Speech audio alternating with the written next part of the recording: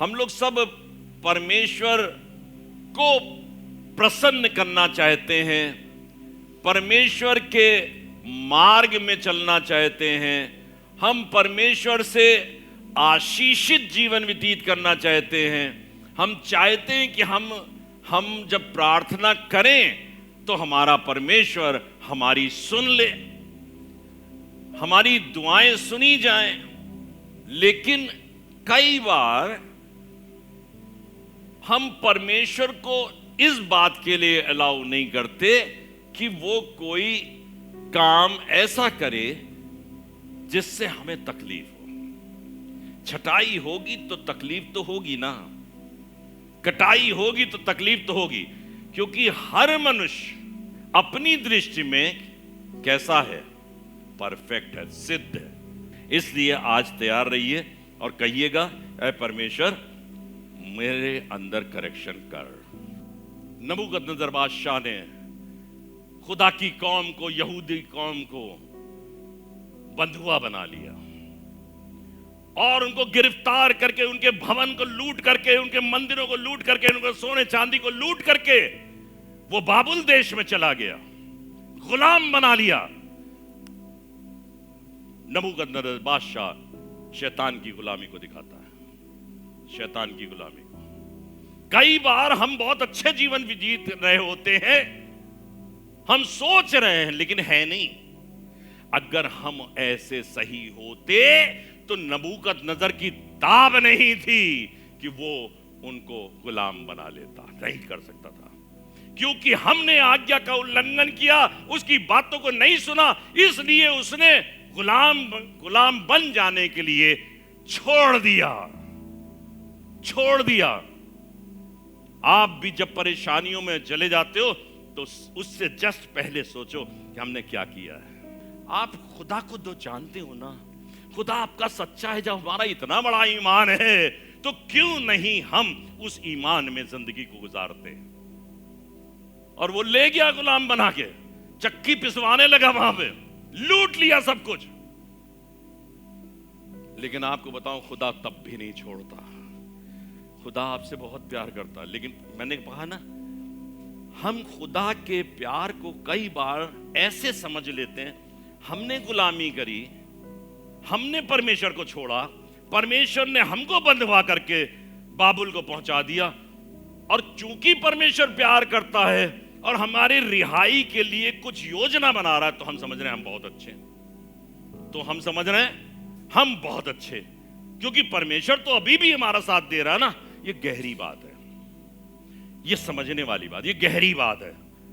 और जब हम इसको समझ जाएंगे कि परमेश्वर इस समय हमको दुरुस्त करने की योजना बना रहा है, हमको आजाद तो करेगा ही, लेकिन दुरुस्त करना चाहता है, दुरुस्त करना चाहता है। कहिए, दुरुस्त करना चाहता है, ठीक करना चाहता है। गलतफहमी की शिकार मत होइएगा, एबीसीपन की कभी भी नहीं। परमेश्वर के अनुग्रह को हल्की बात मत जान। वो अनुग्रह करता है, लेकिन साथ में लिखा है वो अनुग्रहकारी, लेकिन कोप करने में कोप भी करता है, धीरजवंत है, धीरे से करता कोप।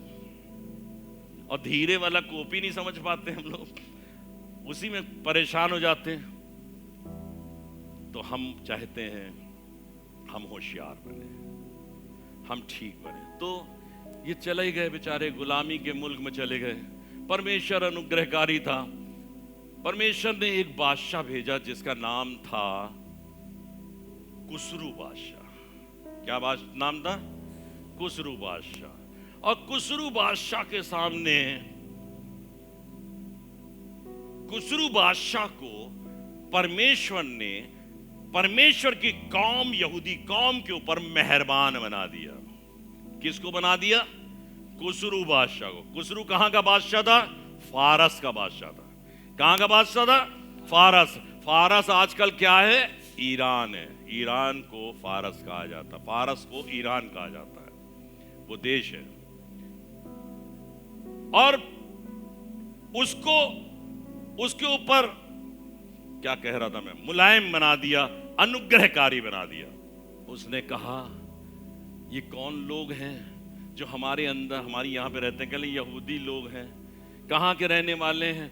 वहाँ के रहने वाले, यरूशलेम के रहने वाले हैं। क्या पोजीशन है वहाँ की? कल वहाँ के मंदिर जले हुए हैं, सब खराब है, सब टूट फूट हो गई है। तो खुदा ने एक शख्स को चुना जिसका नाम था एजरा। लिखा हुआ है, तब उसने एजरा से कहा, और एजरा के साथ और जरुब्बाबेल से कहा कि तुम जाओ और यरूशलेम के भवन को बनाओ, उसके मंदिर को तामीर करो। ये भाई कुछ लोगों को लेके चले आए और वहां पर मंदिर तामीर करने के लिए आए। लेकिन मैं मंदिर तामीर नहीं करवाऊंगा आज की तारीख में, लेकिन मैं उसकी बात पढ़ाना चाहता हूं जो मिलेगी एजरा नबी की पुस्तक, उसके 9वां अध्याय और 6ठा पद। इस अध्याय पे मेरा ध्यान गया और मैंने इसको पढ़ा। मैंने आज के विषय का शीर्षक चुना है, पूर्ण रूप से, कहिए पूर्ण रूप से नष्ट करने से पहले दया और स्पष्ट चेतावनी। नष्ट कर देगा, बर्बाद कर देगा पूर्ण रूप से। तो वो दया कर रहा है और चेतावनी दे रहा है। आज की तारीख में हम पर दया कर रहा है, लेकिन अगर उसकी चेतावनी हम नहीं समझेंगे तो एक दिन आएगा जब नष्ट भी कर दिए जाएंगे। क्या आपको इस बात से चोट नहीं लग रही है कि हम नष्ट भी कर दिए जा सकते हैं अगर नहीं सुधरे तो? हैं? नष्ट किए जाते। इतनी मेहनत करी, इतने चर्च आए, सब बर्बाद। इतना गाना गाया आपने, बड़ा उछल उछल के गाना गाया, लेकिन कभी दुरुस्त नहीं किया अपने आप को। हम दुरुस्त नहीं करेंगे भैया, बाइबल भी पढ़ेंगे लेकिन दुरुस्त नहीं करेंगे, दुआ भी करेंगे लेकिन दुरुस्त नहीं करेंगे। दुआ करने वालों के साथ भी शैतान रहता है, बाइबल पढ़ने वालों के साथ भी शैतान रहता है, उनको भरमा देता है। जो गाना गाने वाले हैं ना, उनके साथ भी शैतान ज्यादा रहता है। वो संगीतज्ञ है, इसलिए आप तो ज्यादा होशियार हो जाओ, आपके साथ ज्यादा शैतान रहता है। आपकी हरकतें शैतान इस्तेमाल करता है, उसको मालूम है ये बहुत अच्छा बाजा बजाता है, ये बहुत अच्छा ड्रम बजाता है, ये बहुत अच्छा गिटार बजाता है, ये बहुत अच्छा गाना गाता है, इसको मैं ज्यादा इस्तेमाल करूंगा क्योंकि ये तो मेरे काम का शख्स है। पूर्ण रूप से नष्ट करने से पहले दया और स्पष्ट किसे कहते हैं? Clear cut. क्लियर कट, मैं आज जो बोल रहा हूं ना, क्लियर कट बोल रहा हूं, बिल्कुल साफ साफ बोल रहा हूं। क्लियर कट, स्पष्ट चेतावनी। अब उसमें बुरी लग रही है तो अपने आप को दुरुस्त कर लो, अपने आप को ठीक कर लो, सब कुछ ठीक है। हम भी ठीक करेंगे, हम आपको नहीं कह रहे, हम अपने को कह रहे हैं कि हम भी अगर कुछ गड़बड़ है और हमको समझ में आ रहा है ये तो यार मेरे ही अंदर कमी है, तो मैं भी दुरुस्त कर लूं अपने आप को। क्योंकि आदम की औलाद तो हम भी हैं, हम कोई वहां कहीं और से थोड़ी ना आए, आदम ही बाबा हमको दे गए। ठीक है, यहां पे शुरू करते हैं 9वां अध्याय 6ठा पद। क्या लिखा है? हे मेरे परमेश्वर, मुझे तेरी ओर अपना मुंह उठाते हुए लाज आती है। अरे एजरा, तुमको वहां से बाबुल की गुलामी से लाए हैं ताकि तुम मंदिर बनवाओ, मंदिर बनवाओ। मैंने तुमको चुना है, तुम्हारे साथ कई लोगों को भेजा है। तुम क्या कह रहे हो वहां यरूशलेम में आने के बाद? मुझे अपने परमेश्वर तेरी ओर अपना मुंह उठाते। आज खुदा के खादिमों से, खादिमाओं से, तमाम लोगों से कहो, ऐसी बात कहोगे? परमेश्वर मुझे लाज आती है, लज्जा आ रही है। हम लज्जा? हम तो परमेश्वर की सेविका हैं, हम तो परमेश्वर के सेवक हैं, हम तो पादरी हैं, हम तो लीडर हैं, हम तो गायक कलाकार हैं, हम तो म्यूजिशियन हैं, हम तो बहुत लोगों को उभारते हैं। एजरा कौन था ये? एजरा बताइए कौन था? किसी को मालूम? Ezra, who was Ezra? क्या था इसका पद? क्या था? ये याजक था। कहां?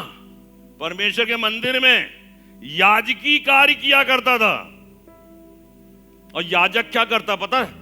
दूसरे के अपराधों की बलि को लेकर, उसके लहू को लेकर परमेश्वर के मंदिर में जाकर उसकी वेदी पर चढ़ाता था, कुर्बानी देता था। किसकी, किसके? ये तो याजक था, लेकिन ये किसके लहू को लेके जा रहा है? दूसरों के। किसके? दूसरों के, दूसरों के अपराधों के लिए।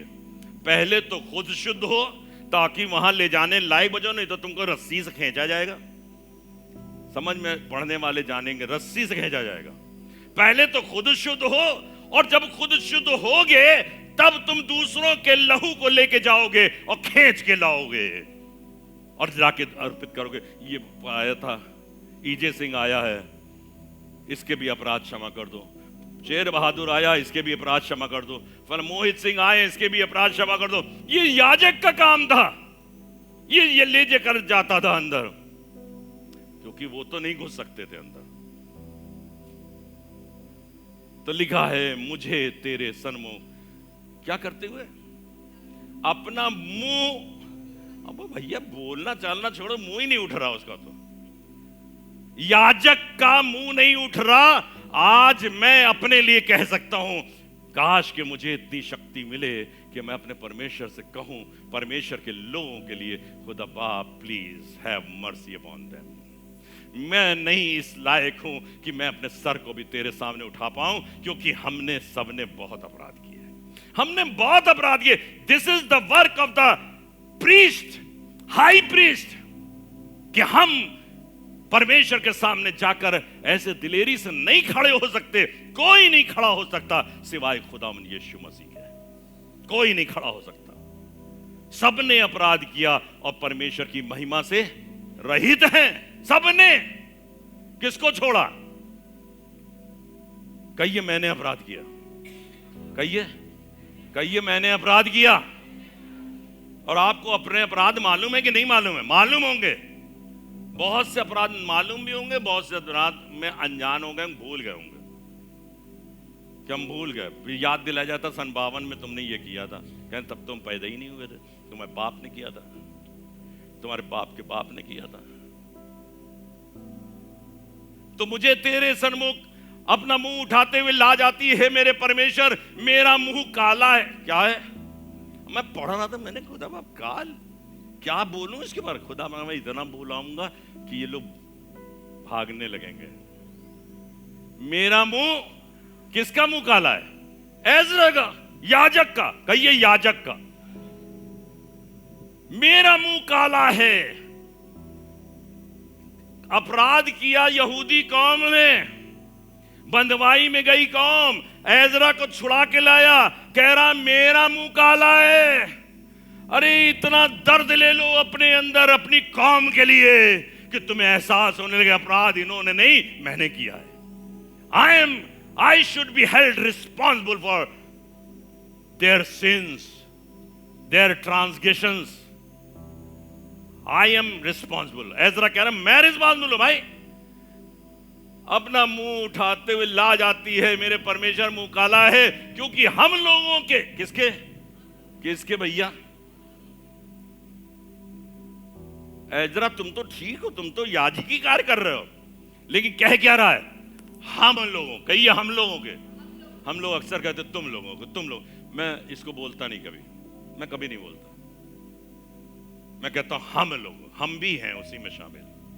हम लोगों के अधर्म के काम हमारे सिर पर बढ़ गए हैं। हम लोगों के, कहिए हम लोगों के अधर्म के काम।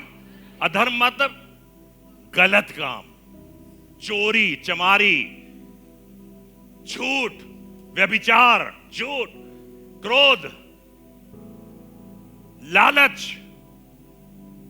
रोज झूठ बोलते हैं, अपने ऑफिस में झूठ बोलते हैं, अपने बिजनेस में झूठ बोलते हैं रोज। हमारे अधर्म के काम हमारे सिर पर अरे बढ़ गए हैं। खुदा बाप काश के हम में से कोई ऐसा याजक पैदा हो जाए जो लोगों की फरियादों को परमेश्वर के पास ले जाए, उनकी तमाम मुरादों को परमेश्वर के पास ले जाए। खुदा मेरे दिल के अंदर ऐसा जज्बा दे, मैं बैठूं खुदा के चरणों पर। खुदा बाप मुझे बोझ है अपनी कौम के लिए, मुझे बोझ है, हम शुद्ध नहीं हैं। खुदा बाप हम चाहते हैं, कह रहा मेरा मुंह काला है और में हमारे अपराध हमारे सर के ऊपर बहुत बढ़ गए हैं। ये क्या है? ये क्या है जो मैंने उस समय कहा था? अंगीकार। क्या है? अपराधों का अंगीकार। और देखिए उसके आगे एक बहुत बढ़िया बात लिखी है, लिखा है हमारा दोष बढ़ते बढ़ते, क्या लिखा है? हमारा दोष बढ़ते बढ़ते कहां तक पहुंचा? आकाश तक। आकाश तक, कहिए आकाश तक, कहिए आकाश तक। हमारा दोष बढ़ते बढ़ते आकाश तक पहुंचा। एक सीढ़ी है जो याकूब देख रहा है, जिसका एक छोर जमीन पर, एक छोर आसमान पर है, और लिखा है फरिश्ते उस पर से उतर और चढ़ रहे हैं। वेरी गुड, ये तो सीढ़ी बहुत अच्छी है, लेकिन यहां पर क्या सीढ़ी है? कह रहा हमारा, हमने सीढ़ी तो नहीं लगाई, लेकिन अपने ऊपर अपराधों को इतना जमा कर ली कि वही वहां तक पहुंच गए। क्या शैतान ने क्या कहा था? इब्लीस ने क्या कहा था? मैं अपना तख्त परमेश्वर के तख्त से ऊंचा बनाऊंगा। मैं अपना तख्त परमेश्वर के तख्त से ऊंचा बनाऊंगा। यही है तख्त का बनाना, यही है तख्त का बनाना। अपने अपराधों को तुम वहां तक पहुंचा दो। कहां तक पहुंचा दो? जब खुदा को कहना पड़े कि मैंने आकाश से झुककर देखा और मैंने इतनी गड़बड़ियां, इतने पाप को देखा कि मैं उतर आया हूं ताकि इनको जल से नाश कर दूं। नूह के समय का जिक्र है। मैं उतर आया हूं, मैं नाश कर दूंगा, मैं बर्बाद कर। मैंने कहा है नष्ट, पूर्ण रूप से नष्ट करने से पहले अनुग्रह दया, यही मेरा विषय है बोलने का, है ना? तो हम ये चाहते हैं, वो चेतावनी, क्या बोला था मैं? हाँ, पूर्ण रूप से नष्ट करने से पहले दया और स्पष्ट चेतावनी। आगे लिखा है 7वें पद में, अपने पुरखाओं के दिनों से लेकर, जो मैं भी प्रीच कर चुका हूं बाबा आदम के, अपने पुरखाओं के दिनों से लेकर आज के दिन तक हम बड़े, एजरा कह रहा है, हम बड़े दोषी हैं और अपने अधर्म के कामों के कारण हम अपने राजाओं, याजकों समेत, एजरा याजक था, अपने राजाओं और याजकों समेत देश देश के राजाओं के हाथ में किए गए, देश देश के राजाओं, हिंदुस्तान में किए गए, अफगानिस्तान में किए गए, देश देश के राजाओं के हाथ में किए गए। काहे के लिए?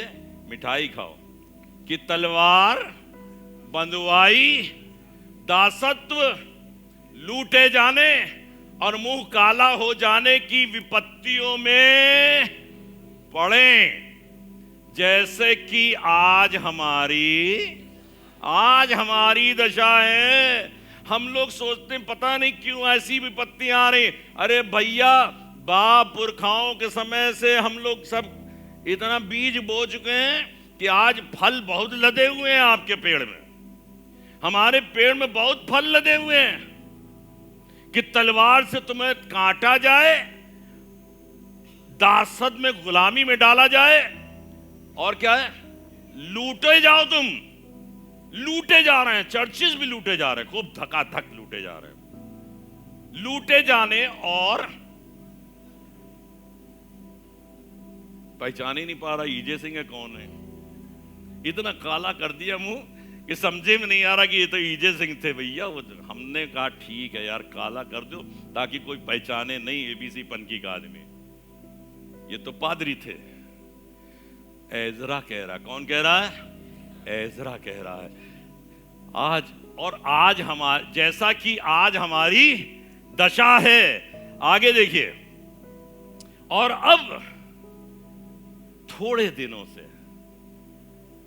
हम लोग को भी लगता है ना, कोरोना पीरियड आया, उसके बाद मार ये पकड़ा वो पकड़ा, इसका चर्च जलाओ, उसका चर्च से पादरी पकड़ के घसीट के ले जाओ, उधर ले जाओ। इतना जहन्नमी रास्ता बना दिया कि लोग अपने अपने चर्चेस में इबादत करने में घबराने लगे, कहले कौन करे इबादत यार, नहीं करते बनता, हमसे नहीं होता, इबादत नहीं कर पाएंगे। कारण क्या था? मुंह काला, इतने अपराध किए इसलिए इबादत नहीं कर पाओगे। तुमको एजरा की तरह याजक बनना पड़ेगा। कैसा याजक बनना पड़ेगा? एजरा की तरह।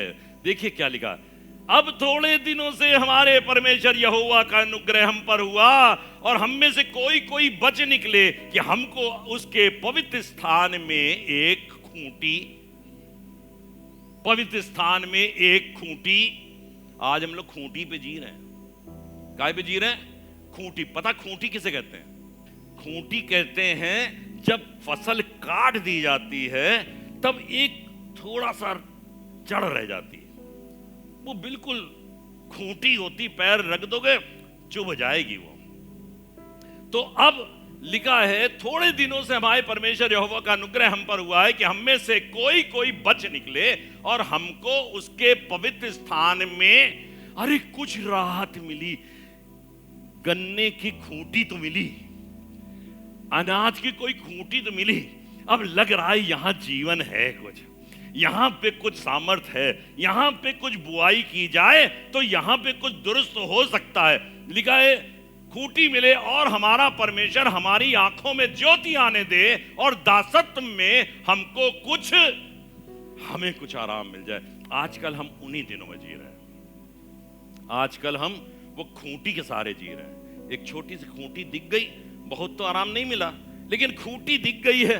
अब तो चढ़ जा सकते हैं ना, हम अब इबादत कर सकते हैं ना। फिर भी डर लग रहा है कहीं वो आ ना जाए बाबुल का राजा, फिर कहे चलो बेटा, चलो दासत्व में, चलो गुलामी के अंदर। हमें खूंटी मिली ताकि थोड़ा क्या मिले?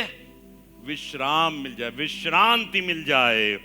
फिर आगे कहता हम तो दास ही हैं, हम दास तो हैं ही, यही लिखा ना, हम दास, 9वें पद में, हम दास तो हैं ही, परंतु हमारे दासत्व में हमारे परमेश्वर ने हमको नहीं छोड़ दिया। थैंक यू जीसस, कहिए थैंक यू। हमारे दासत्व में, गुलामी में परमेश्वर ने हमको छोड़ नहीं दिया, वरन फारस के राजाओं को, कुसरू को, दारा को, अरशस्त को, ये 3 राजा हुए, दारा, कुसरू और अरशस्त। लिखा इनको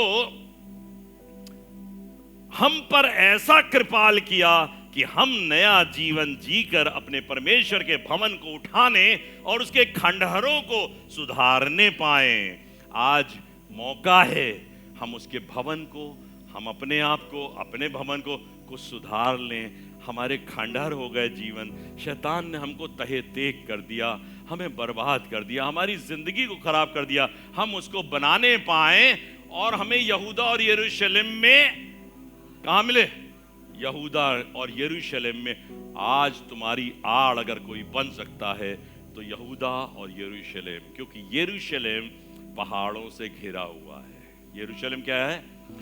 ऐसे जैसे तूने यरूशलेम को चारों तरफ से पहाड़ों से घेर रखा है, अपने लोगों को तू सुरक्षा प्रदान करता है। हमने तेरी आज्ञाओं को तज दिया। और 13वें पद में लिखा है और सबके बाद हमारे बुरे कामों और बड़े दोष के कारण हम पर जो बीता है, जबकि हमारे परमेश्वर ने तो हमारे अधर्म के बराबर हमें दंड नहीं दिया। क्या लिखा? हमारे अधर्म के बराबर हमें दंड नहीं दिया, वरन हम में से कितनों को बचा रखा, तूने हमको छुटकारा दिया। हमारे अधर्म तो थे, बात बर्बाद कर दे, लेकिन उसने कहा चेतावनी दे रहा है, अपने आप को दुरुस्त कर लो वरना पूर्ण रूप से नष्ट हो जाओगे। खत्म कर रहा हूं। तो क्या, आखिरी बात कर रहा हूं, 14वां 15वां पद पढ़ा के खत्म करूंगा। तो क्या हम तेरी आज्ञाओं को फिर से उल्लंघन करें? दोबारा हम वही चीज करें? क्या हम तेरी आज्ञाओं को फिर से उल्लंघन करके इन घिनौने काम करने वालों से, लोगों से समझाने का संबंध स्थापित करें, शैतान से रिश्तेदारी करें, अपने बच्चों की शादी करें? ये था व्यवस्था विवरण के अंदर दिया हुआ है। ना अपने लड़के देना, ना अपनी लड़की लेना, क्योंकि वो तुमको अपने और मोहित कर लेंगे और अपने देवताओं की आराधना कराएंगे। तो लिखा हुआ है, क्या हम इन घिनौने काम करने वालों से समझाना संबंध स्थापित करें? क्या तू हम पर यहां तक कोप ना करेगा? ध्यान दीजिए, क्या तू यहां तक कोप ना करेगा जिससे हम, इसके बाद अब समय नहीं बचा, अब यीशु मसीह आने वाला है, शीघ्र आने वाला है, राज स्थापित। अब अनुग्रह का समय खत्म होने जा रहा बहुत जल्दी, कि हम जिससे हम मिट जाएं और ना तो कोई बचे और ना कोई।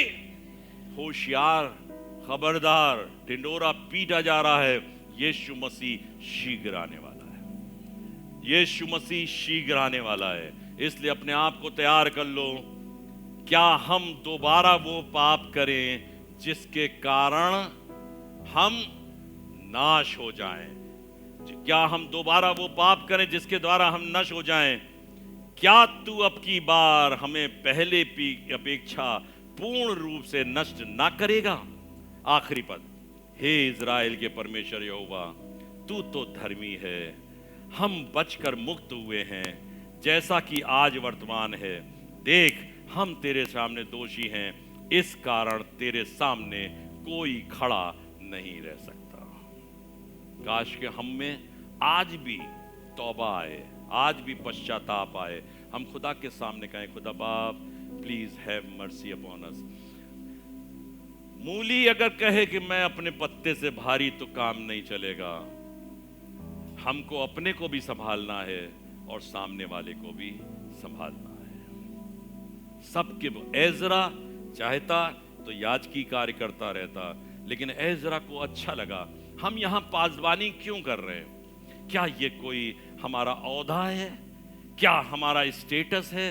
क्या हमने बहुत भले भले काम किए हैं? क्या हमको परमेश्वर ने तमगे से नवाजा? नहीं, हमको परमेश्वर ने जनता का, लोगों का बोझ दिया है, ताकि हम भी परमेश्वर के राज्य में दाखिल हों और हमारे साथ एक बड़ी भीड़, कहिए बड़ी भीड़, बड़ी भीड़, एबीसी पनकी की एक बड़ी भीड़, एबीसी पनकी की एक बड़ी भीड़ आपके साथ जाए परमेश्वर के राज में, तो कैसा लगेगा?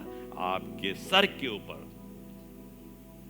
अब हम यहां के याजक की बात कर रहे हैं, आपके सर के ऊपर ताज, वो तमाम हीरे जवाहरात लगे हुए होंगे।